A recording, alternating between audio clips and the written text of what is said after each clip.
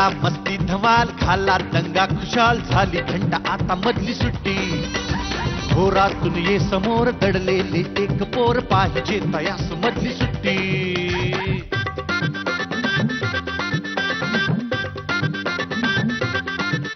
कसे रंग त्यांचे कसे गंध त्यांचे, विचारून घ्या या फुलांना जरा. नको सारखी शिस्त आणि पहारे, मुलांना हाती द्या ना मुलांना जरा. किलबिल त्या पाखरास वाऱ्यावर वाहण्यास देत जाई पंख मधली सुट्टी. घोरातून ये समोर दडले एक पोर, पाहिजे तयास मधली सुट्टी. मधली सुट्टी. नमस्कार, मी सलील कुलकर्णी. आजच्या मधली सुट्टीमध्ये सगळ्यांचं अत्यंत मनापासून स्वागत करतो. आज मी तुम्हाला घेऊन आलोय. नमस्कार, माझ्या मूळ मातीचा सुगंध माझ्या मनामनात दरवळावा म्हणून माझ्या शाळेने कोकण संस्कृतीचे दर्शन घडविले. अशा या माझ्या शाळेचे नाव आहे जिल्हा परिषद प्राथमिक शाळा विठलाईनगर तुंग. माझ्या शाळेची स्थापना 1990 साली झाली. माझ्या शाळेत मिळणारे शिक्षण केवळ 4 भिंतीच्या आतील नव्हे तर निसर्गाशी बोलायला शिकवणारी, केवळ बाह्यांगच नव्हे तर अंतरंगही स्वच्छ सुंदर बनविलेली माझी शाळा जिल्ह्यातच नव्हे तर राज्यात आदर्शवत काम करीत आहे. तुम्ही म्हणाल अशा शाळा गावोगाव असतातच, मग या शाळेचं वैशिष्ट्य काय? पण हे तुम्ही माझ्या शाळेच्या परिसरात आल्यावर लगेच जाणवतं. कारण माझ्या शाळेच्या प्रांगणात येतात क्षणभर कोकणात आल्याचा भास होतो. माझ्या शाळेतील वर्गाची ओळख दरवाजावरूनच होते, कारण दरवाजांवरती त्या वर्गातील पुस्तकांच्या मलपृष्ठ व मुखपृष्ठांची चित्रे आहेत. ओसरीच्या खांबावर पाढे लिहिलेले आहेत. माझ्या शाळेचं खास वैशिष्ट्य म्हणजे भूगोल व ऐतिहासिक कक्ष उभारणी सुरू आहे. येथे वरती तारांगणाची रचना केली आहे. तसेच दर शुक्रवारी आम्हा विद्यार्थ्यांची प्रश्न मंजुषा घेतली जाते. तसेच दर शनिवारी आम्हा विद्यार्थ्यांचे बाल संसद अधिवेशन भरविले जाते. याद्वारे तर प्रत्यक्ष आपल्या राज्याच्या विधानसभेचे कामकाज कसे चालते याची प्रत्यक्ष अनुभूती मिळते. इंग्रजीचा वापर आम्ही सरांस करतो. हे एका रात्री झालेले नाही. यासाठी आमच्या गुरुजींनी खूप कष्ट घेतलेत. आम्हा विद्यार्थ्यांच्या कल्पनेतूनही काही उपक्रम राबविले जातात. खूप उत्साह आणि आनंद वाटतो या उपक्रमांमध्ये सहभागी होताना. आमचे आई वडील सकाळी 8 वाजल्यापासून संध्याकाळपर्यंत शेतात मजुरीला जातात. पण या सर्व गोष्टींना दुजोरा देत आमचे आई वडील बनून आमचे गुरुजी आम्हाला प्रेरणा देतात. आमचे शिक्षक म्हणजे आमचे घरचं माणसंच आहेत. आणि हेच गमक आहे माझ्या शाळेच्या वेगळेपणाचं. नदी नाले तुंबून गेले सर सागराची येईल काय? कुणी कितीही प्रयत्न केले तरी विठलाईनगर सारखी दुसरी शाळा कधी होईल काय? विठलाईनगरच्या जिल्हा परिषदेच्या प्राथमिक शाळेमध्ये इथे असलेल्या 52 विद्यार्थ्यांपैकी अशी काही मुलं असणारच की जी काहीतरी वेगळा विचार करत असणार. कारण परमेश्वर रत्न जिथे पेरतो ती काही शाळा, गाव, जागा बघून पेरत नाही. ती रत्न त्यांनी अशी उधळलेली असतात जी कुठे जाऊन पडतील सांगता येत नाही. त्यामुळे या शाळेतही रत्न असणार, तितकीच हुशार असणार, तितकीच चतुर असणार. बघूया या शाळेतला एक अत्यंत गुणी मुलगा माझ्याशी काय बोलतोय. काय नाव तुझं बाळा? गौरव अजय हाके. गौरव, किती छान नाव आहे तुझं. कितवीत असतो? 4थीत. तुम्हाला सांग, या इथे शाळा तुमची एवढी 50-52 मुलं आहेत. किती मुलं आहेत शाळेत? 52 आहेत का? आता कधी वाढतील ही? जून महिन्यात. जून महिन्यात का? पुढची ऍडमिशन झाली की? तू कधी बसण्याची या शाळेत? 2रीला होतो. म्हणजे मग आम्ही इथं घर बांधलं त्यावेळी मला तिकडे जायला जमना. रोज एसटी धरून असं चालत असं जायला लागायला. 1 किलोमीटर लांब, 2 किलोमीटर असं. मग पप्पांनी आजोबांनी ठरवलं की इथं मला घालायचं. मग मी इथं शाळेत आलो. त्यावेळी मी पहिल्यांदा इथं शाळा बघितली. भांडायलो, मुलांसंगत शिव्या द्यायलो, भरपूर काय करायला. मग सरांनी मला समजावून सांगितलं. मग मला वाचायला शिकलो, लिहायला शिकलो, सर्व मग शिकलो. मग सरांनी एक दिवस मला भांडायचं असतं. आणि मला सांग, तुला या शाळेतली सगळ्यात कुठली गोष्ट आवडते? पाटोळे सर आणि साळुंके सर. क्या बात आहे. आपल्या सरांविषयी इतकं गोड चेहऱ्याने त्यांनी सांगितलं की पाटोळे सर आणि साळुंके सर. आणि कुठली गोष्ट अजिबात आवडत नाही? साळुंके सगळ्या गोष्टी आवडतात. सगळ्या गोष्टी आवडतात. आणि मला सांग, आई बाबा काय करतात तुझे? आई वडील? माझी आई घर काम करते आणि वडील हॉटेलात असतात. मग तू मदत करतोस का हॉटेलात जाऊन कधी? सुट्टी असली तर करतो. आणि अशी कुठली गोष्ट आहे रे ज्याचा तुला डोक्याला त्रास होतो? शाळेतली असो, घरातली असो, आजूबाजूची गावातली असो. मला भिकारी दिसलं की डोकं दुखतं. डोकं दुखतं भिकारी दिसले की? का रे? दुःख होतं. पण तुला असं वाटत नाही की त्यांनी काम करायला पाहिजे भीक मागण्यापेक्षा? अजून कुठली अशी गोष्ट आहे की तुला असं वाटतं की हे व्हायला नको आपल्या आसपास? ऍक्सिडेंट, ध्वनी प्रदूषण, झाडे तोडायला नको. तू कोण होणार आहेस मोठेपणी? मुख्याध्यापक होणार आणि याच शाळेत येणार. टाळीच दे तू या वाक्यावर मला. मुख्याध्यापक होणार आणि या शाळेत येणार. मग आपल्या योजना इतक्या छान आहेत. कोण म्हणतं जिल्हा परिषदेच्या शाळेमध्ये मुलांना आणावं लागतं, त्यांना काहीतरी खिचडी द्यायला लागते आणि साखरपुटाणे द्यायला लागतात तरच मुलं येतात? असं काही नाही.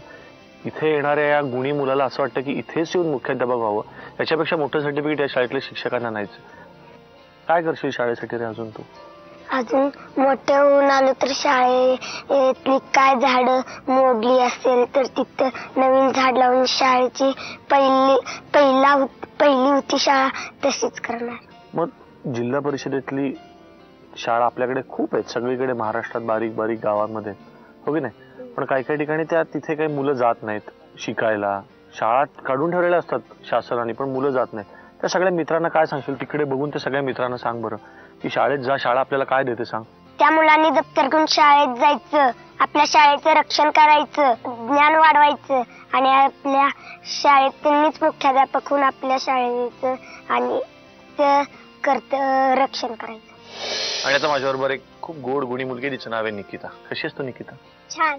छान आहे. कितवीत असतो? इथे 4थीला. मूळची कुठली असते? भोगीव, चांदोली धरणाच्यातलं भोगीव. हो. मग तिकडनं सगळं इकडे का शिफ्ट झाले माहितीये तुला? माहितीये. का? तिथं धरण बांधायचं होतं म्हणून तिथं आम्हाला पाठवलं. हो ना. त्याचा फायदा झाला का तोटा झाला काय वाटतं? ऐकलंयस तू? फायदा झाला. कसा? आपल्या एवढ्या जगात धरण बांधलं गेलं. इथल्या लोकांना काय मिळालं त्याच्यामुळे? पाणी मिळालं, प्यायचं पाणी. हो ना. किती मोठा विचार आहे. फायदा झाला ही जी म्हणते तो तिचा नाही झाला, सगळ्या लोकांचा झाला. कारण ती जिथे आधी राहत होती त्या भागामध्ये धरण झालं भोगीव गावामध्ये आणि त्याच्यानंतर सगळ्या लोकांना पाणी मिळालं. ह्या सगळ्यांना जरी विस्थापित व्हावं लागलं तिकडनं, वेगळीकडे येऊन राहिले आणि म्हणून ती या शाळेत आली. हो ना. हो. घरी कोण कोण असतं तुझ्या निकिता? आजी आजोबा, भाऊ बहीण आणि आई वडील. मग आजी आजोबांना कधी त्या भोगीव गावाची आठवण येते का? येते. तू कोण होणार मोठेपणी? शिक्षक. शिक्षक? सगळे इकडचे शिक्षक का? तुम्हाला आवडतं का शिक्षण? होय. तुला कुठला विषय आवडतो सगळ्यात? इंग्लिश. काय आवडतं इंग्लिश मध्ये? स्पेलिंग्स आवडतात? स्पेलिंग आवडतात आणि मराठीत जो अंक असतो तो इंग्लिश मध्ये स्पेलिंग सांगायचं. आणि आमच्या शाळेत एक उपक्रम घेतला जातो इंग्रजीचा, त्यामुळे मला इंग्लिश विषय जास्त. काय उपक्रम घेतला जातो? क्वीन ऑफ इंग्लिश आणि क्वीन ऑफ इंग्लिश. जास्तीत जास्त मुलांच्यातले शब्द कोण लिहिल तो किंग झाला आणि जास्तीत जास्त मुलगी शब्द लिहिल ती. खूप शब्द येतात? होय. स्पेलिंग येतं त्या सगळ्याचं? येतात. हो. किंगचं येतं का? क्वीनचं पण येतं? येतं. आणि मराठी आकडा तुला खूप मोठे समजा मी सांगितलं की 9,86,00,000 येतंय. 12,512 येतं तुला? येतं. सांग बरं. NINECRORE 9,86,00,000. EIGHTY SIX LAC LAKH येतं. पण तुला छानच येतं. मला कोण म्हणलं आपल्या गावागावात शिक्षण पोहोचेल नाही, जिल्हा परिषद शाळेतल्या मुला मुलींना इंग्लिश येत नाही. किती सुंदर इंग्लिश स्पेलिंग सांगतेस तू. मस्त. आणि देतो मला एक. मला खूप आवडलं. तर अशीच खूप छान शिक आणि आजी आजोबांना तुझा अभिमान वाटेल नक्की. होय. बेस्ट ऑफ लक. कैलास तुझं इतकं छान नाव आहे. काय रे कैलासचा अर्थ माहितीये तुला? शंकर ज्याच्या राहतात त्याला कैलास. कैलास पर्वत हिमालयाचा ना. हो ना. तुला कुठला विषय आवडतो रे शाळेतला? गणित. आवडतो? काय आवडतं? बेरजा, वजाबाक्या? बेरीज, वजाबाकी, गुणाकार, भागाकार. सर्वात जास्त भागाकार आवडतो. भागाकार?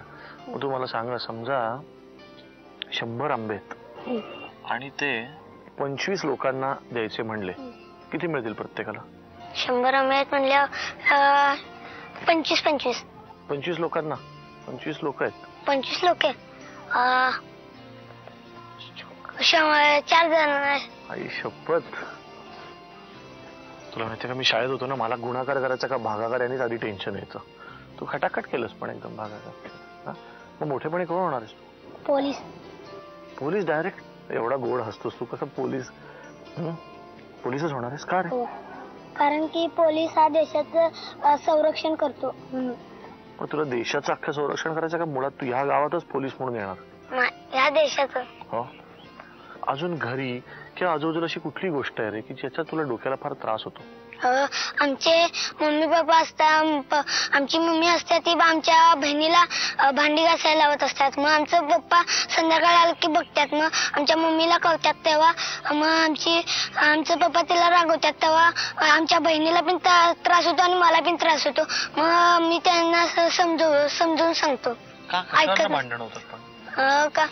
कारण की माझी बहीण आहे ती भांडी तीन घासत असते ना, त्याच्यामुळं आमच्या पप्पांना राग येतो, कारण की ती अजून माझ्यापेक्षा बारकी आहे, तिला अजून कळत नाही म्हणून. अच्छा, मग तिला कशाला भांडी घासायला लावायची असं तुझं पप्पांचं म्हणणं? तुला कोणाचं बरोबर वाटतं मग? पप्पांचं. आणि शाळेतली सगळ्यात कुठली गोष्ट आवडते रे? शाळेत पाटवे सर शिकवताना मला खूप आवडतं. कुठला विषय शिकवताना खूप मजा येते तुला? गणित. मग तू समजा पोलीस झालास, या गावात आलास, शाळेत आलास, तर शाळेतल्या मुलांना काय आठवण सांगशील तुझ्या शाळेतली? माझे पटवे सर होतात, ते खूप चांगले शिकवतात, मला ते खूप आवडतात. ती मस्त आहे. सो पोलीस इन्स्पेक्टर कैलास, तुला ऑल द बेस्ट. थांबा, मी एक तुम्हाला प्रश्न विचारतो. तुम्ही एवढं विचारलं तर मी एक विचारतो. आमच्या सांगली जिल्ह्यात कोणत्या नदीत हिरे सापडतात? हिरे? हा. तुला एक मी गोष्ट सांगतो, हे जरी मला माहिती असेल तरी मी सांगणार नाही, तुला माहिती असेल तू पण सांगू नकोस, कारण नदी आता व्यवस्थित आहे. जर आपण टीव्हीवर सांगितलं हिरे कुठे मिळतात तर लोक येऊन उड्या मारतील, सगळे त्याच्यातलं पाणी सगळं काढतील, जे पाणी आहे ते पण निघून जाईल. त्यामुळे तू माझ्या कानात सांग कुठे सापडतात ते. कृष्णा नदी. सापडतात? हो. आपण दोघं जाऊया आज रात्री, सगळे झोपल्यानंतर हिरे काढूया. ठरलं? प्रॉमिस? प्रॉमिस. या छोट्या तरी परिपूर्ण शाळेतल्या मुलांना मी आता एक गोष्ट सांगणार आहे. तुम्ही कितवीतली मुलं रे सगळी? तू कितवीत आहेस? तिसरी. तिसरी. तू रे? पहिली. म्हणजे पहिली ते चौथी सगळी मुलं इथे? Very good. आज मी तुम्हाला ना तुमच्यासारख्याच एका छोट्या गावातल्या दोन मित्रांची गोष्ट सांगणार आहे. अशाच जिल्हा परिषदेच्या शाळेत असणाऱ्या दोन मित्रांची. एकाचं नाव असतं राजा आणि एकाचं नाव असतं बंडू. काय नाव असतात? राजा आणि बंडू. हे दोघंही जण पहिलीत जिल्हा परिषदेच्या शाळेत शिकत असतात. दोघंही हुशार असतात, एकाचा पहिला नंबर एकाचा दुसरा. कधी राजा पहिला कधी बंडू पहिला. असं करत करत करत ते चौथीत जातात, तरी दोघं छान मित्र. सातवीत जातात तरी छान मित्र. 10वी होते, चांगले अभ्यासात दोघंही छान असतात, दोघंही छान मार्कांनी पास होतात. राजा म्हणतो आता मी शहरात चाललो शिकायला. तर बंडू म्हणतो अरे मित्रा असं काय करतो राव, आपल्या एवढी गावची शाळा छान आणि आपलं गाव छान, इकडे शेती आपली, तुझे आई वडील दोघं घरी, तू कसं काय चालला शहरात? तो नाही नाही मला शिकून मोठं व्हायचं आहे. तर हा तो खूप हट्ट करतो, नको न जाऊ नको न जाऊ. मग त्या दोघांना एक मनात विचार येतो की आपल्या गावामध्ये एक ज्योतिषी आहे. कोण आहे? ज्योतिषाला आपण विचारूया बाबा की त्याच्या पुढे जाऊन काय काय होणार आहे, माझं काय काय होणार आहे. राजा म्हणतो चालेल चालेल, चल चल बघ मी तुला सांगतो. ते ज्योतिषी ते जे काका आहेत ना ते पण सांगतील की मी जर शहरात गेलो, तिकडनं अजून मोठ्या शहरात गेलो, तिकडनं परदेशात जाऊन शिकून आलो तर मी खूप श्रीमंत होईन आणि माझं खूप नाव होईल. बघ तू. ते दोघं जण जातात ज्योतिषाकडे. ज्योतिषी म्हणतो एक काम करतो, मी तुम्हाला दर 5 वर्षानंतरचं चित्र दाखवतो. एका भांड्यामध्ये पाणी घेतात, त्या पाण्यात बघा, दर 5 वर्षानंतरचं चित्र तुम्हाला दाखवतो. राजाला वाटतं बघ आता बघ बघ. तो 5 वर्षानंतर पहिलं चित्र दिसतं तर राजा शहरामध्ये एकदम कॉलेजमध्ये पहिला नंबर आलेला असतो, सगळे लोक टाळ्या वाजवत असतात. राजा बंडूला म्हणतो बघ बघ तू पण चल माझ्याबरोबर, बघ दिसतोय माझा पहिला नंबर आलेला शहरातल्या कॉलेजमध्ये. अजून 5 वर्षानंतरचं चित्र बघतात तर त्यांनी घर बांधलेलं असतं, बंगला बांधलेला असतो शहरात राजाने. बंडू म्हणतो कमाल रे, तू बंगला पण बांधलाच फक्त 5 वर्षात. अजून 5 वर्षानंतरचं चित्र पाण्यात बघतात तर त्यांनी मोठी गाडी घेतलेली असते, एकदम मोठी गाडी. तो बंडूला म्हणतो बघ बंडू. अजून 5 वर्षानंतरचं चित्र बघतो, त्याच्यात काय दिसतं की तो खूप टेन्शनमध्ये आहे, की बंगला आहे बांधलाय पण त्याला वॉचमन ठेवा, मग त्याच्या सोबतीला एक मोठा कुत्रा ठेवा, मग चोरी होणार नाही ना म्हणून मोठं कंपाऊंड बांधा. हां, मग त्यांनी मोठा बिझनेस सुरू केलेला असतो, त्या ऑफिसमध्ये लोक काम नाही नीट करत, त्याच्या डोक्याला त्रास. मग पैसे मिळालेत म्हणून मग कोणी त्रास देत आहे, आपल्याकडनं पैसे लुबाडण्याचा प्रयत्न करतोय, त्याचा त्रास. असे खूप डोक्याला त्रास तो असा दिसतो राजा. ते चित्र बघून राजाला एकदम टेन्शन येतं. तो म्हणतो मला पटकन अजून 5 वर्षानंतरचं चित्र दाखवा. ज्योतिषी दाखवतो तर काय चित्र असतं की ते फार डोक्याला त्रास होत असतो, म्हणून तो दर शुक्रवार शनिवार रविवार राहण्यासाठी आपल्या गावाजवळ एक छोटंसं घर घेतलेलं असतं त्याने, तिथे तो राहत असतो, तिथे तो आनंदाने राहत असतो. तो म्हणते बघ बघ बघ मी आपल्या गावाजवळ एक घर घेतलं अजून 30 वर्षानंतर, डोक्याला खूप त्रास झाला म्हणून. मग बंडू त्याच्याकडे बघतो, म्हणतो राजा तू एवढं सगळं करणार, तू शहरात जाणार, तू कॉलेजमध्ये जाणार, मग तू बंगला बांधणार, गाडी घेणार, आणि एवढं करून सगळ्या डोक्याला त्रास झाला म्हणून तू परत 3 दिवस आरामासाठी आपल्या गावाजवळच एक छोटं घर घेणार की नाही? त्याच्यापेक्षा तू काय कर, इथंच थांब ना. परत नाहीतरी एवढं करून तू 30 वर्षानंतर आपल्या गावातच इकडे येऊन डोक्याला शांतता शोधणार.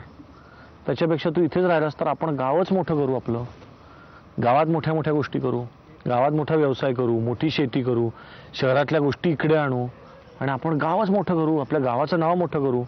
आणि मग तुझ्या डोक्याला पण त्रास होणार नाही, आणि इथे तुझं घर आहेच, इथे पण तुला गाडी घेता येईल.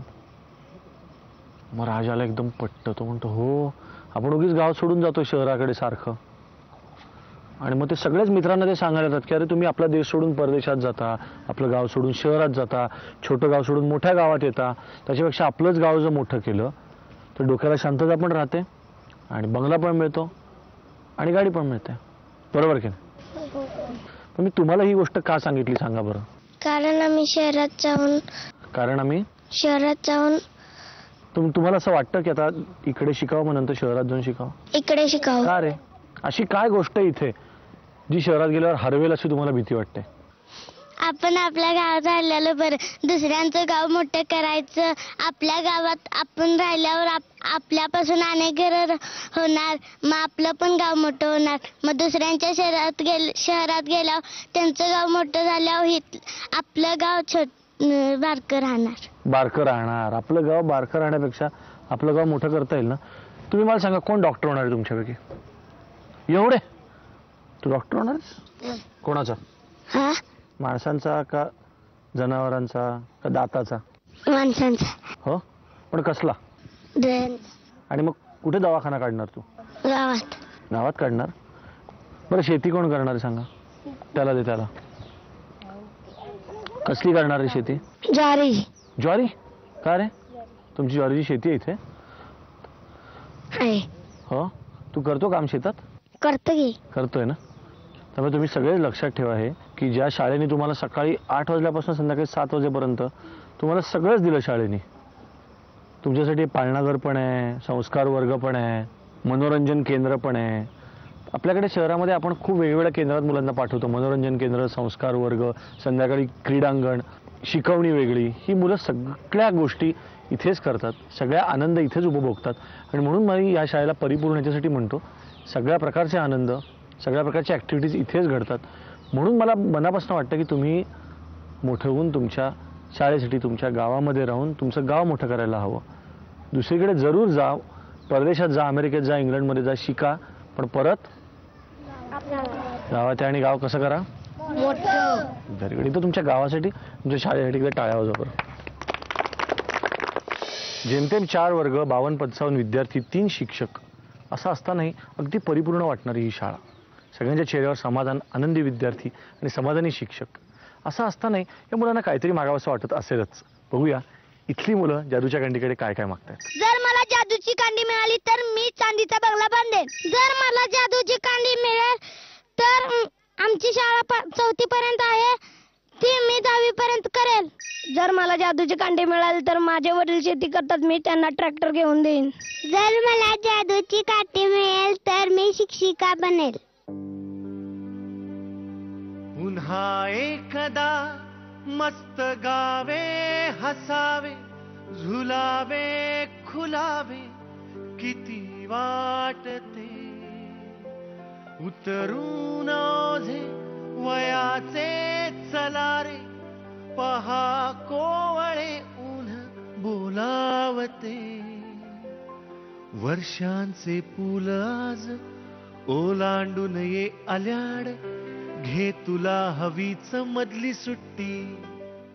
आणि आता आपण एका वेगळ्या शाळेत आलोय, अर्थातच एका आपल्या आवडत्या माणसाबरोबर. आणि मधली सुट्टीमध्ये जेव्हा जेव्हा कोणी गेस्ट येतो मला खूप आनंद होतो, कारण इतक्या वेगवेगळ्या मोठ्या मोठ्या लोकांना आपल्याला भेटायला मिळतं, आपल्या लहान मुलांना भेटायला मिळतं. पण आज मला आनंद आहे आणि त्याच्याबरोबर खूप अभिमानही आहे, कारण आज ज्या कलाकाराला आपण भेटणार आहोत तो माझा खूप जुना, खूप जवळचा मित्र आहे. त्याची वाटचाल खूप सुरुवातीपासून मी बघतोय आणि आपण सगळे त्याच्या गाण्यावर आणि ज्या पद्धतीने त्यांनी शास्त्रीय संगीत, नाट्यसंगीत हे नवीन पिढीपर्यंत नेलं, आजही ज्या पद्धतीने तो काम करतोय आपण सगळे त्याच्यावर खूप प्रेम करतो. आज आपण भेटणार आहोत राहुल देशपांडेला. हाय राहुल. हाय. राहुल, आपण अनेक वेळा प्रवासात, कार्यक्रमाच्या आधी नंतर कार्यक्रमात खूप धमाल केली आहे, गप्पा मारल्या, पण आज आपण शाळा या विषयावर जर बोलायचं ठरवलं आणि शाळा हा विषय तू मनात आणलास तर पटकन हायलाइट्स काय आठवतात? एकदम मला आठवतं की शाळा आमच्या घरापासून खूप जवळ होती आणि मी आणि माझी बहीण आम्ही एकाच शाळेमध्ये होतो. ती माझ्यापेक्षा 2 वर्षांनी मोठी. माझ्या हाताला हात धरून ती मला शाळेला न्यायची, चालत चालत जायचो आम्ही. आणि त्यावेळेला मी खूप असा गोरा आणि माझे गाल खूप मोठे होते, गब्बू होतो खूप. आणि येता जाता आपली लोक कसं आहे रे बाबा, अमुक आहे रे बाबा, तसं करायचे. आणि माझी बहीण एकदम प्रोटेक्टिव्ह होती आणि ती सगळ्यांना सांगायची नाही नाही त्याला हात लावायचा नाही, माझा भाऊ आहे तो वगैरे. तर ते आठवतं. त्याच्यानंतर शाळेमध्ये वेगवेगळ्या कॉम्पिटिशनमध्ये भाग घ्यायचो. गाण्यामध्ये मी खरंच सांगू का शाळेमध्ये नव्हतो मी, तेव्हा मला गाण्याची आवडही नव्हती. तेव्हा माझी बहीण कायम कॉम्पिटिशनमध्ये पहिली यायची, कायम पहिली यायची. आणि तेव्हा माझ्या वडिलांनी मला काय सांगितलं होतं, हे बघ म्हणले, तू एक गाणं बसव, कोणचंही गाणं बसव, मी तुला 50 रुपये देईन. तेव्हा मला आठवतंय मी सौभद्र नाटकामधलं एक भजन बसवलं होतं, पावना वामना, आणि मला त्यांनी 50 रुपये दिले होते. पण नंतर मला ते इतका कंटाळा आला की मला त्या पैशाचंही आमिष काही काम करेना. मग किती छान योगायोग. अगदी सध्या सौभद्र इतकं जोरात चाललंय, बरोबर, आणि तू नारदाचाच रोल करतोयस. हे गाणं मी पण ऐकलं परवा तुझ्याकडनं, आणि संगीत नाटक पुन्हा इतक्या जोमानी आणि इतक्या गर्दी यंग लोक सगळी बघायला येतात. तर हे म्हणजे गंमत अशी असते की शाळेत आपल्याला एखादी छोटी गोष्ट सुरुवात झालेली असते. पण मला तेव्हा तुला सांगतो ना, मी कधीच नाटकामध्ये काम करेन असं माझ्या स्वप्नामध्ये सुद्धा आलं नाही. म्हणजे मी शाळेत असताना मी गाईन याच्यावरती माझा कुणाचाच विश्वास बसला नसता माझ्या शाळेमध्ये. पण म्हणजे पहिल्या एक 4-5 वर्षामध्ये. नंतर मला आठवतंय 8वी 9वी मध्ये मी कुठेतरी कॉम्पिटिशनमध्ये वगैरे भाग घ्यायला लागलो आणि मला प्राइजेस मिळायला लागल्यानंतर मग नोटीस झालो की बाबा मी गातो आहे किंवा जरा बरा गातोय, ह्याला प्राइज. प्रेशर होतं की बाबा वसंतराव देशपांडेंचा ना? तेव्हा मला काहीच प्रेशर नव्हतं, कारण काय वसंतराव मला कधी आजोबांचा सहवास लाभलाच नाही, कारण 3.5 वर्षाचे असताना त्यांचं निधन झालं. आणि त्याच्यामुळे एक वसंतराव कसं असतं, एखादी मोठी व्यक्ती जेव्हा आपल्या घरामध्ये असते तेव्हा 24 तास जेव्हा आपण ते बघतो, लोक येत आहेत घरी आणि मग त्यांचं बोलणं चाललंय, गाणी चाललेली आहेत, असं मला कधी अनुभवायला मिळालं नाही. आमच्याकडे रेकॉर्डिंग चालू असायचं आणि आमच्या समोरच तुला माहिती भाई काका राहायचे, तर त्यांच्या घरी जाणं येणं कायम असायचं. त्याच्यामुळे आजोबा म्हणले की तसं ते आजोबांसारखेच होते मला. आणि मग गंमत म्हणजे शाळेतली काही आता क्लासेसला वगैरे जायचो तर मला सांगायचे सर की अरे जरा आमच्यासाठी PLची सही घेऊन ये ना. मी जायचो घरी भाईकांची सही घ्यायचो आणि त्यांना घेऊन द्यायचो. इतकं मला असं वाटतं की हा पण लहानपणातला फार सहज आणि फार गोड भाग होता की शाळेतले सर किंवा गाण्याचे सर त्याला कोणाची सही आणून द्यायला सांगायचं, तर पुलंची सही आणून द्यायला सांगायचे. कारण खरंच पुलं राहुलच्या आजोबांसारखेच होते, आजोबाच होते त्याचे, असं म्हणायला हरकत नाही. त्यामुळे तो सही घेऊन नेऊन द्यायचा. ही मला वाटतं फार तेव्हा खूप सहज वाटणार, आणि आता म्हणलं तर फार असं म्हणू ना आपण हायलाईट आहे तुझ्या आयुष्यातली. तर तू जसं म्हटलंस ना की शाळेत मी अजिबात असा नव्हतो की हा पुढे जाऊन नाटकात काम करेल किंवा गाणी गाईल. तुला गंमत सांगू का, मी शाळेमध्ये म्हणजे मला जे काय आठवतंय ज्युनियर KG पासनं 10वी पर्यंत कुणाला असंही केलेलं नाही. माझी कधी भांडणं झाली नाहीत, मी कुणाला मारलं नाही कधीही. मी इतका शाय होतो. मी शाळेमध्ये अतिशय माझं बघायचो, शाळेमध्ये बसायचो. अभ्यासामध्ये काही खूप रस होता अशातला भाग नाही. पण तू मला आठवतं तू त्याच्यानंतर चार्टर्ड अकाउंटंट जवळजवळ होणार होता तेव्हा तुझं ठरवलं? हा नाही, मी अभ्यास तेव्हा केला. म्हणजे अभ्यास हा माझा आवडीचा विषय कधीच नव्हता. म्हणजे जेव्हा मला आई सांगायची ना आता तासभर 2 तास तुला अभ्यास करायचा आहे म्हटल्यानंतर मी गॅलरीत जायचो. आमच्या घरी नाही, प्रत्येकाच्या घरी असतात मुंग्यांची हे असते ना रांग असते, एक मुंगी मी मारत बसायचो, काहीतरी टाइमपास करायचो. 1 तास झाला की बाहेर यायचो, अभ्यास झाला म्हणून सांगायचो. तर असं माझं सगळं तेव्हा इतका मला अभ्यासाविषयी लोभ होता एवढा. पण आणि झालंही असं की मला तेव्हा गाण्याच्या पेक्षा तबला खूप आवडायचा आणि मी शिकतही होतो. पण दुसरीमध्ये असताना मला वाटतं आमच्या ज्या टीचर होत्या त्यांनी माझ्या आईवडिलांना बोलवून घेतलं आणि त्यांनी सांगितलं हे बघा तुमचा मुलगा बेंचवरती तबला वाजवत बसतो सारखा वाजवत बसतो, त्याच्यामुळे इतर मुलं फार त्याच्यामुळे डिस्टर्ब होतात. त्याच्यामुळे तुम्ही ठरवा त्याला तबला शिकवायचा आहे का त्याला काय शाळेमध्ये तुम्हाला हे करायचं आहे. त्याच्यानंतर माझ्या आई वडिलांनी माझा तबलाचा क्लास बंद केला. तर शाळेतल्या मुलांचं कॉन्ट्रीब्युशन किती मोठं आहे की त्यांनी डिस्टर्ब होतं सांगितलं. त्याच्यामुळे मी आज तुमच्या समोर बसलो आहे, याच्या सोबत गप्पा मारतोय, गातो आहे.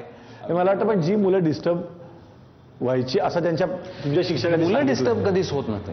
क्या बात आहे. मला हे फार मुलं कधीच डिस्टर्ब होत नसतात. त्या ज्या काही बाई होत्या अर्थातच की आपण काही शिकवत असलो आणि कोणतरी टाण वाजवत बसलंय तर आपल्यालाही असं वाटेल की अरे नको रे बाबा वाजू, जरा लक्ष दे काय चाललंय ह्याच्याकडे.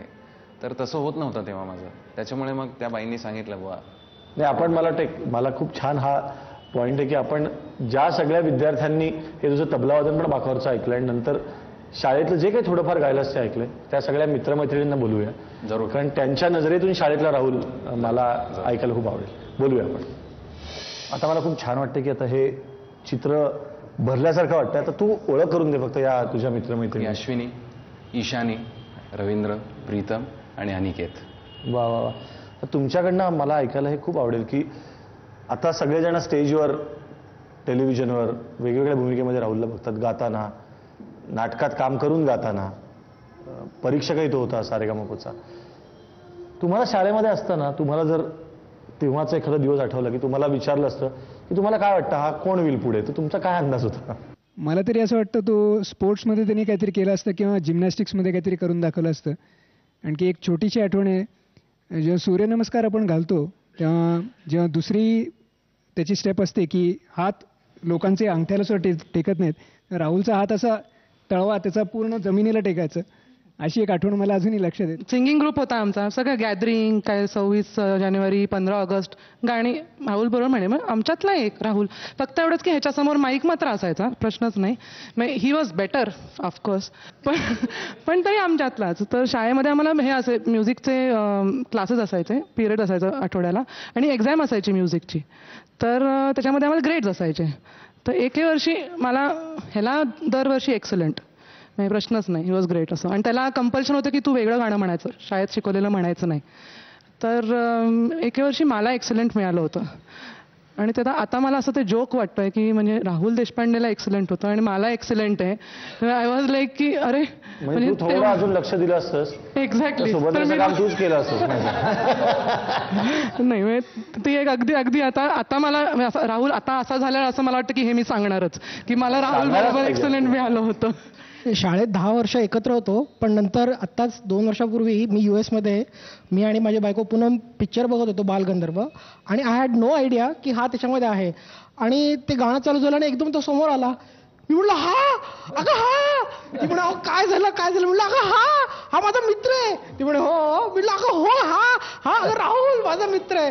म्हणजे मी इतका शॉक झालो होतो, म्हणजे कधीच अपेक्षित नव्हतं की आपला मित्र टीव्हीवरती पर्यंत ठीक आहे, पण पिक्चरमध्ये, कारण का मला इतके पिक्चर आवडतात, पिक्चरमध्ये तो म्हणजे मी एकदम म्हणजे हा माझा मित्र असं खूप मस्त वाटलं तुम्हाला. नाही त्याच्याकडे अजून एक क्वालिटी आहे, म्हणजे गाणं सोडून तो शाळेमध्ये ती क्वालिटी करायचा.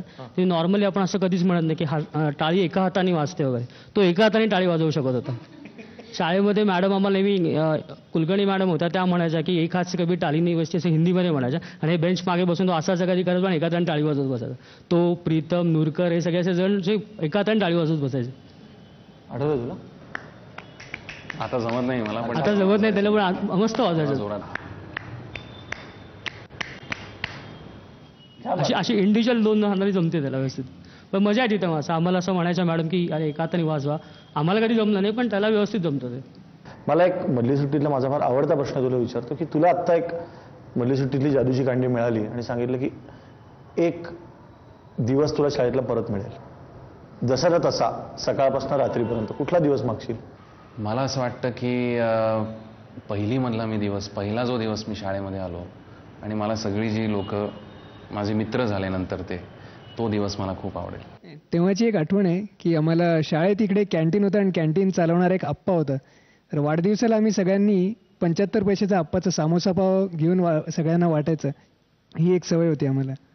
पार्टी किती गोड आणि किती इनोसंट असू शकते नाही का? म्हणजे एवढीच तयारी की घरनं 75 पैसे गुणिले काही एवढे घेऊन यायचे आणि आप्पाकडे देऊन सामोसा पाव घ्यायचा. मला असं वाटतं याच्यात की गोड पार्टी म्हणजे शेवटी काय असतं की सगळ्यांचे चेहरे हसरे असतील की पार्टी असते. आता आपले संदर्भ बदलत जातात पण ती खरी पार्टी असते असं वाटतं. मला वाटतं आज पार्टी हा विषय तर हा पार्टीचा असा क्षण आहे. कारण 2 दिवसापूर्वी तुझा वाढदिवस झाला. तुला खूप मनापासून शुभेच्छा. शाळेसारखीच इनोसेंट पार्टी पुन्हा एकदा व्हायला हवी. मधली सुट्टीमध्ये राहुलचा वाढदिवस आपण आज साजरा करायलाच हवा आणि तो असा. Happy birthday to you, happy birthday to you, happy birthday to you, happy birthday dear Rahul, happy birthday to you.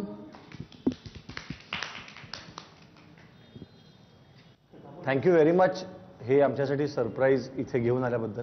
So आता या निमित्ताने शाळेतला एखादा असा पार्टीचा प्रसंग, एखाद्या बर्थडेचा, जसं यांनी सांगितलं की आम्ही सामोसा पाव खाऊन पार्टी करायचो, असं आठवतं एखादा शाळेतला बर्थडे राहुलचा किंवा कुणाचा आहे की त्या काळामध्ये, म्हणजे तुम्ही फार वर्ष झालेली नाहीच आहे तुम्हाला शाळेतून बाहेर पडून, पण तरी तेव्हा बर्थडे कसा वेगळा असायचा किंवा काय असायचं वातावरण?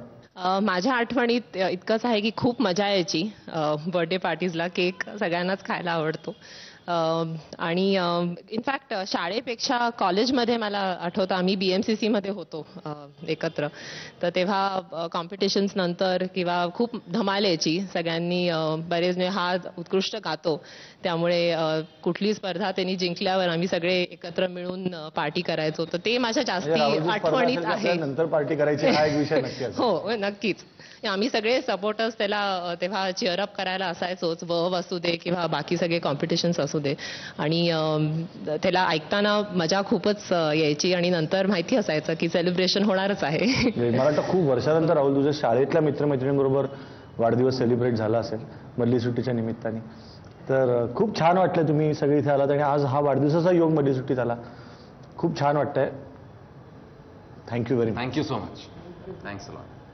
वाऱ्याला या कुणी काही सांगायला हवं, पानाशी या कुणी काही बोलायला हवं.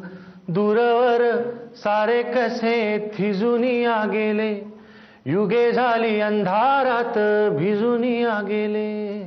सावरून भान आता उठायला हवं, पानासवे आभाळाला भिडायला हवं. वाऱ्याला या कुणी काही सांगायला हवं.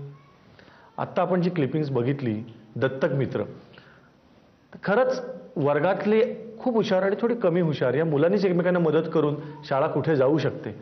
आणि मी जे आत्ता गाणं ऐकवलं जनगण मन मधलं, तर खरोखर असं आहे ना की दूरवर सारे कसे थिजूनिया गेले, युगे झाली अंधारात भिजून गेले.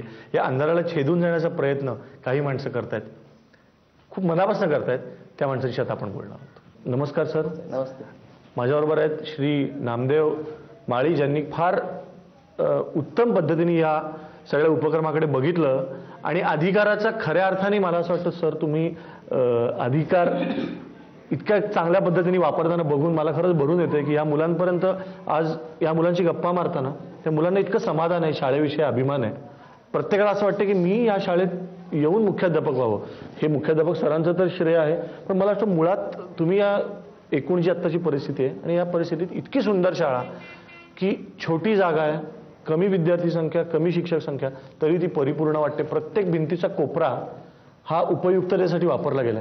त्याच्याविषयी थोडं सांगा ना.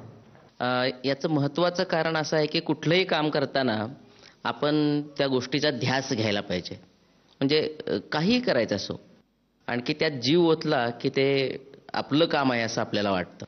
या शाळेमध्ये नेमकं तेच झालं आहे की कृष्णात पाटोळे असतील किंवा साळुंके गुरुजी असतील, ज्यावेळी कृष्णात पाटोळे हे मला भेटले, तर आम्ही भेटताना कधी असे अधिकारी आणि शिक्षक म्हणून कधी भेटलोच नाही.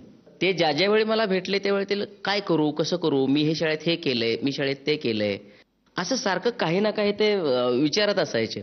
आणखी मग ते एकटेच नाहीत, मग आमचा एक मित्रमंडळ आहे असं शिक्षकांचं, की ते शाळेच्या बाहेरचं, ऑफिसच्या बाहेरचं असे म्हणून आम्ही एकत्र जमत असतो आणि काय करता येईल आपल्याला, काय उपक्रम राबवता येईल, तुमच्या शाळेत काय केलं, यांच्या शाळेत काय केलं, मी असं केलंय, कसं वाटतंय. तर हे असं खूप छान पद्धतीनं माझं म्हणून ज्यावेळी मी करतो त्यावेळेला त्याचा आनंद हा वेगळा असतो असं मला वाटतं. तुम्ही ज्यांना आता खूप श्रेय दिलं तर पाटोळे सर, ह्या मुलांकडनं खरंच मला असं वाटतं की मी मोठं झाल्यावर मी पाटोळे सरांसारखा मुख्याध्यापक या शाळेचा होणार, हे म्हणणं हे मला वाटतं कुठल्याही शिक्षकाला मिळालेली सर्वात मोठी पावती आहे. विद्यार्थ्यांना आपल्यासारखं व्हावंसं वाटणं ही एका प्रकारे जशी वडिलांना आनंद वाटतो की मुलाला माझ्यासारखं व्हावंसं वाटतं तसंच आहे. तर नेमकं कुठून ही स्फूर्ती आली? नोकरीत काम करत असताना पगारार्थी म्हणून आम्ही सर्वजण काम करत असतो, तो आहेच पहिल्यांदा स्वार्थ. पण हे सगळं करत असताना एक सिस्टीम आहे, त्या सिस्टीममध्ये अधिकारी ज्यावेळेला आपल्याला भेटतो पाठ थोपटणारा, त्यावेळेला मग कुठंतरी आम्हाला असं वाटत नाही की हे काम केल्यानंतर मला पुरस्कार मिळावेत. पुरस्काराची अभिलाषा आम्ही कधीच बघितली नाही. मुलं आम्हाला हे म्हणतात हाच आम्ही पुरस्कार मांडला आणि अधिकारी आम्हाला पाठ थोपटतात तोच आमचा पुरस्कार. आणि मला तुम्हाला पण विचारायला आवडेल, कारण मगाशी म्हटलं की साळुंके गुरुजी, तर मला असं वाटतं ना अलीकडे गुरुजी हा शब्द वापरावा अशी मंडळी पण फार कमी राहिली आहेत.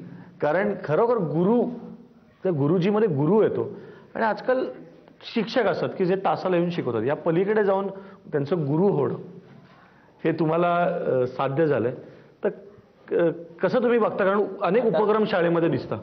आता या ठिकाणच्या जेवढ्या तुम्हाला दिसल्या उपक्रमातल्या कृती, त्या कृतीयुक्त आहेत. कृतीतून जेवढं मुलांच्या समोर दिलं जाईल तेवढं त्यांच्या अधिक पचनी पडलं जातं. मुलं अधिक अवगत करतात आणि त्यातून मुलांना प्रत्येक गोष्ट पूर्णपणे समजते. असे हे आमचे आजचे तुम्ही पाहिलेले उपक्रम आहेत. बरोबर आहे. मग तो गणित तक्त्यावरनं गणित शिकणं असो खेळातून किंवा अनेक असे छोट्या छोट्या गोष्टी आहेत की इथे पूल बांधलेले आहेत. मुलांच्यातून काही उपक्रम आम्हाला मिळाले आहेत. त्या उपक्रमाचाच फायदा मुलांच्यापर्यंत आम्ही ते उलगडून देण्याचा प्रयत्न केला आणि तो उलगडून देत असताना अगदी हृदयापर्यंत जाण्याचं काम कसं करावं सरांनी, पाटोळे सरांनी आम्हाला ते पूर्णपणे मुलांच्या अगदी हृदयात जायचं. आपण मला वाटतं मुलांनाच विचारूया, तुला मित्रा शाळेमध्ये शिक्षक तर पुस्तक घेऊन धडे तर शिकवतातच, गणित शिकवतात, पण ह्या पलीकडे जे सगळे उपक्रम आहेत छोटे छोटे त्याच्याविषयी सांग ना. तुला सगळ्यात कुठला उपक्रम आवडतो शाळेतला? मला किंग ऑफ इंग्लिश आणि क्वीन ऑफ इंग्लिश हा विषय आवडतो. अजून काय उपक्रम आहेत शाळेमध्ये सांग? वेगळे अभ्यासाच्या पलीकडचे उपक्रम मला इथे दिसले, अगदी पक्ष्यांना खाणं देण्यापासून अजून कुठल्या कुठल्या गोष्टींनी तुम्हाला शिकायला मिळतं? कारण तुम्ही सकाळी 8 ते संध्याकाळी 7 मुलांना शाळेत राहावंसं वाटणं, एकीकडे अशी मुलं आहेत की ज्यांना शाळेची घंटा कधी एकदा ऐकू येते आणि आपण घरी जातोय असं वाटत असताना एकीकडे अशी मुलं आहेत की ज्यांना इतके तास शाळेत राहावंसं वाटतं. काय काय करता शाळेत तुम्ही? शाळेत आम्ही अभ्यास करतो, कंटाळा आला तर रानमाळ्यावर जातो, खेळतो. मग सर आम्हाला आमचे उपक्रम असतील ते आम्ही सरांना सांगतो. सर घ्या म्हणतात. मग आम्ही मंत्रिमंडळ असते ते आम्ही मंत्री एकत्र करून सर्व मुलांना एकत्र करून आमचं ते उपक्रम राबवतो. अजून काय काय मैदानावरचे काय काय उपक्रम आहेत वर्गातले तर आपण बघितले? लेझिम, कवायत प्रकार 3 आणि दोरीवर चढणे, कवायती करणे, सगळे उपक्रम तुम्ही करता. हो. तुम्हाला असं याच्यातला कुठला उपक्रम वाटतो रे की ज्याचा तुम्हाला ना शाळेबाहेर, म्हणजे शिक्षण तर आपण घेतो ते तर आपल्याला जगण्यासाठी उपयोगाला येतच, रोजच्या जगण्यामध्ये फायदा होईल? स्वच्छता करणे. आणि मी त्या बोर्डवर एका बघितलं की खरे बोलण्याला गुण होते, त्याचा उपयोग होतो? घरी पण उपयोग होतो का फक्त शाळेत होतो? होय, घरात पण होतो ना. ह्या गोष्टी नुसत्या वाचायच्या नसतात, हो की नाही? त्या लक्षात ठेवायच्या असतात. ही फार चांगली गोष्ट मला वाटलं सर की तुम्ही फक्त यांना उद्याच्या नोकरीसाठी शिक्षण देत नाही तर जगण्यासाठी पण देत आहे. हे मला खूप जास्त छान वाटलं. मला वाटतं हा जो ध्यास घेणे त्याच्यातूनच आज आपण संपूर्ण वेळ मुलांकडनं जे ऐकतोय की आम्हाला या शाळेत शिक्षक म्हणून यायचं आहे, आम्हाला गावासाठी काहीतरी करायचं आहे. जर प्रत्येक शाळेमध्ये असं ध्यास घेऊन शिकवणाऱ्या मुख्याध्यापक, त्याच्या पाठीमागे उभे राहणारे अधिकारी आणि अशी मनापासून शिकणारी मुलं असतील तर मला असं वाटतं की भारताच्या अगदी छोट्या छोट्या गावापर्यंत शिक्षण उत्तम पद्धतीने जाईल. आणि मग त्यांचं जे इंग्रजी किंग आणि इंग्रजी क्वीन आहेत ते इंग्रजी क्वीन, मराठी क्वीन सगळीकडेच मला असं वाटतं की भाषा, गणित इतकं खोलपर्यंत पोहोचेल की नंतर शिक्षण हा विनोदाचा विषय राहणार नाही आणि तो राहू नयेच, तो सिरियसली घेण्याचा विषय. आणि या सगळ्यांनी तो घेतलाय, त्यामुळे मनापासून या सगळ्यांना सलाम करतो. ज्या आमच्या छोट्या हट्टी मित्रांना असं वाटतं की खेळात मजा यायची असेल त्याच्यासाठी मॉलमधली महागडी खेळणी, बॅटरीवरच्या गोष्टी, रिमोट कंट्रोलवरचं हेलिकॉप्टर असाशी आम्हाला मजाच येत नाही, त्यांनी प्लीज हे बघा, त्यांना किती मजा येते आणि मला पण येते. तर तुम्ही काय खेळताय रे? काय खेळताय? खेळणी. कसली खेळणी आहेत? काचांची. काचांची काय करणार आहे मी? चित्रकार. काढा काढा काढ. हे काय खायचं रे तुम्ही मित्रा? खेळातून लोकसंख्या शिक्षण. पण हे इतकं इंटरेस्टिंग दिसतं. इकडे जेल आहे, इकडे बक्षीस समारंभ आहे. तर हे काय जेलमध्ये कधी जातो मग माणूस? जेलमध्ये इकडे चोरी करतो तेव्हा जेलमध्ये. अच्छा, चोरी करतो वर आला समजा तुमचा फासा तर इकडे यायचं डायरेक्ट. हा जेलमध्ये. आणि इकडे हुंडा घेतोवर आलं तर हुंडा घेतो तरी जेलमध्येच. हो. आणि दात घासत नाहीला? दात घासत नाहीला दवाखाना. दवाखाना. हे मस्त आहे. आणि 2 मार्क कमी शिवाय. इथे काहीतरी इंटरेस्टिंग चाललंय, बघूया काय खेळताय रे? गणिती खेळ. गणिती खेळ. पण तुम्ही कितवी जात सगळे? मी 4थी, हा 3री, तो 4थी आणि हा 3री. म्हणजे मला खेळून दाखव ना एकदा. समजा तू काहीतरी टाक बरं. हे काय आला आता? 2 आले. 7 2 घालवायचं. अच्छा, मग इकडे आलं तर 7 वजा 2 करून दाखवायचे. होय. आणि ते आलं तर पुढे जायचं.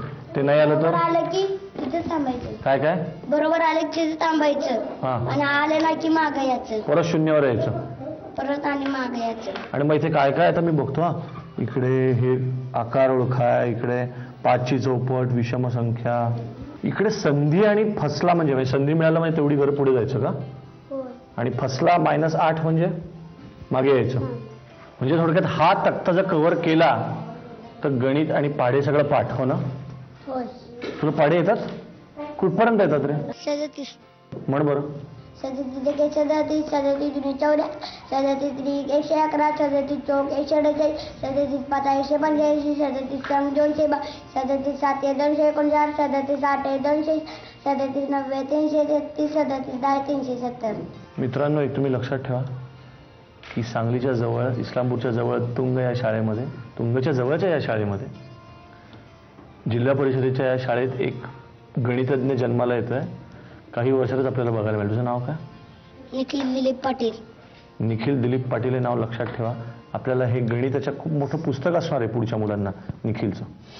आज या मुलांना खेळामधून गणिताचं, लोकसंख्या विषयावरचं शिक्षण घेताना बघितलं आणि असं जाणवलं की आपल्याला खरंच जर शाळेमध्ये असे विषय असते की जे खेळातून शिकता आले असते किंवा असे खेळ असते ज्याच्यातून अनेक विषय शिकता येतील तर किती मजा येईल, किती सोपं होईल शिकणं आणि किती आनंदाचं होईल. तुमचा होमवर्क याच विषयावरचा आहे. तुम्हाला असा कुठला खेळ माहिती आहे का? एखादा तक्ता सांगा, एखादा असा खेळ सांगा ज्याच्यातून एखादा विषय खूप सोपा होईल. असा आम्हाला एखादा खेळ लिहून पाठवा. तोच आहे या आठवड्याचा होमवर्क. पाठवा आमच्या या पत्त्यावर. मधली सुट्टी 135 continental building, doctor Annie Besant road, Worli, Mumbai 400018. मधली सुट्टी @ZNetwork.com, झी मराठी @ZNetwork.com. उद्या झी मराठी अवॉर्ड्सच्या मतदानाचा दिवस आणि मला मत द्या, मधली सुट्टीला मत द्या असं मला मुद्दाम सांगायची गरजच वाटत नाही. कारण मधली सुट्टी जशी माझ्या शाळेला होती तशी तुमच्याही शाळेला होती. बालपणीच्या आठवणी जशा माझ्या आहेत तशा तुमच्याही आहेत. त्यामुळे मधली सुट्टी जितकी मला आवडते तितकीच तुम्हालाही आवडते.